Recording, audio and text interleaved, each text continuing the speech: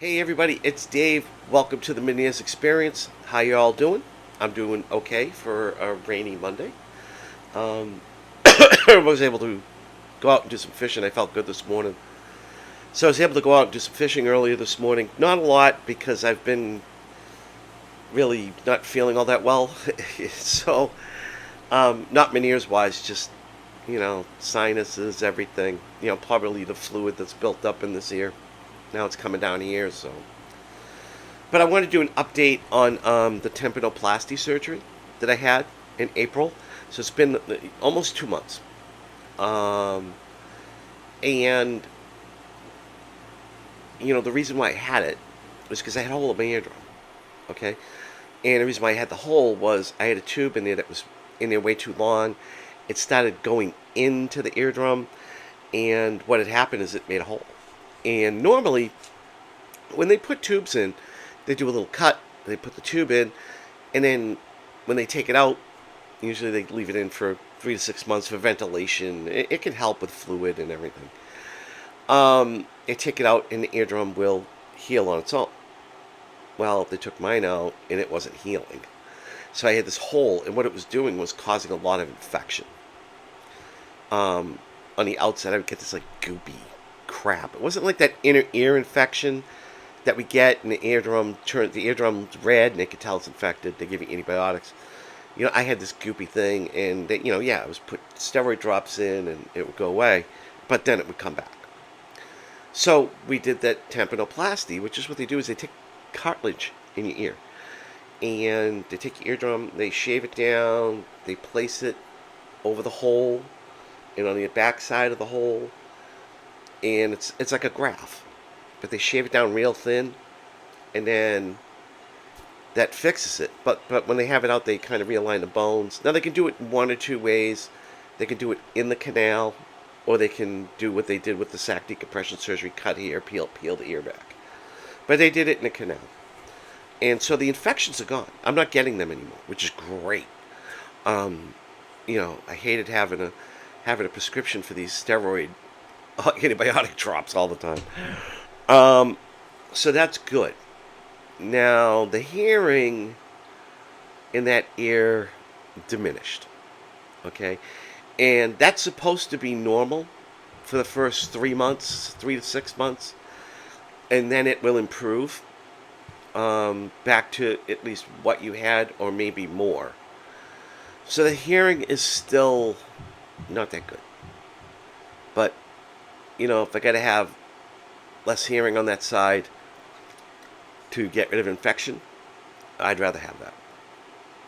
Okay, I don't like the ear infections. They're just awful. Any type of ear infection is painful. Any type of ear infection just makes you feel awful. Um, so I'd rather be able to not hear as well and maybe, have them readjust my hearing aid than to keep getting these infections. Um, so, it depends on what, is worth it for you. I mean, to me, I've been having hearing loss for well over 12 years. So, I'm kind of used to it. My family's used to it. Um, my two kids, the two kids that live with me, sometimes I have to tell them, um, Dad's deaf, remember? I've only been deaf for like 14 years. But, but my other child, who lives in Connecticut, is really good. He's really good. Um, Even on the phone, he will speak up loud. Um, but it's one of those things. It's like, what are you willing to deal with?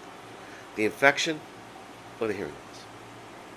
I'd rather deal with the hearing loss for a little bit, knowing that it might even get better than what it was, than have the infection.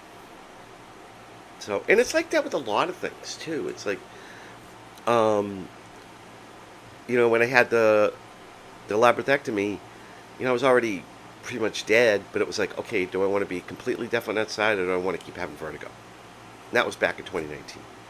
Well, I'd rather be completely deaf on that side than have vertigo. And that's what I did. Um, you know, The sac decompression surgery was kind of a no-brainer. You don't usually lose hearing from it, but there's always a chance. And I was like, well, I'd rather not have the vertigo.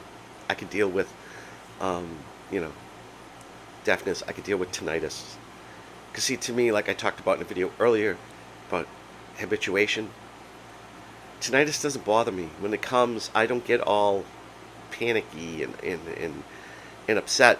I just kind of like, it's here. It's part of who I am. Carry on about my day. And it was a good thing that I had actually did that before, because with everything that's been going on in my house, especially with my wife having melanoma, and having to do so much more, more running around with kids, more having to go to run errands, making sure she's okay, changing her bandages, doing all this stuff. I was able to kind of, Meniere's is there. I'm not worrying about Meniere's. If something hits, it hits, and I deal with it. It wasn't me sitting here worrying, when's the next ball going to drop? So, or when am I going to slip on a banana peel? I was already, I was already in habituation for the tinnitus, and it just ended up working out for everything. Even though it wasn't that bad, because I don't really get vertigo anymore. You know, so it's not too bad. But for some of the people too that have been asking about surgery, well, you know what? I'll make another video for that. So that's a Tympanoplasty update. It's not a big deal. I mean, it's not a big update, except for the infections are gone and they're not coming back anytime soon. And other than that, I'll talk to you all later. Take care.